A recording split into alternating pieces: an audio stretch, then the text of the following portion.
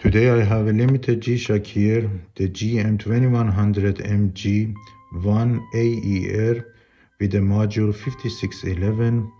Now if you want to know how to adjust the time on this module, I have a separated video, link is in the description. Now this watch was first launched in China with a limited box and display that looks like a rocket ship, and later in 2021 it was also launched in everywhere else, but without the rocket display. When G-Shock launched its GM series of the 2100, there was no gold version with them, and we all waited for the gold one to be released.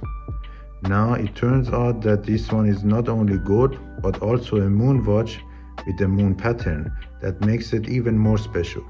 The watch weighs 73 grams and it's 44.5 millimeter in diameter and 10.7 millimeter thick, and it's also 48.5 millimeter lock to lock. We have an iron plated metal bezel with moon texture, and if you look closely or if you had the watch in your hands, you can feel this moon texture, which feels really nice actually.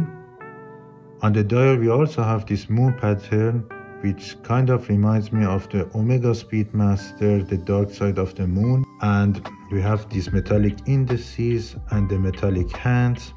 On the left side of the watch we have the laser engraved G-Shock logo, and on the back we also have this laser engraved moon pattern, which gives it a really nice look to it. We also have this premium rubber strap and the metallic bottle and the metallic loop, which has a nice G-Shock logo on it. Now you can see the watch on my wrist, and in my humble opinion this is a fantastic watch.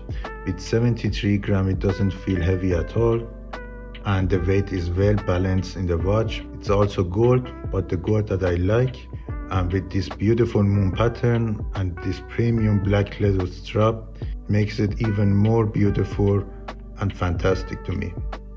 Now, what are you thinking about the new flagship of the 2100 series from Casio?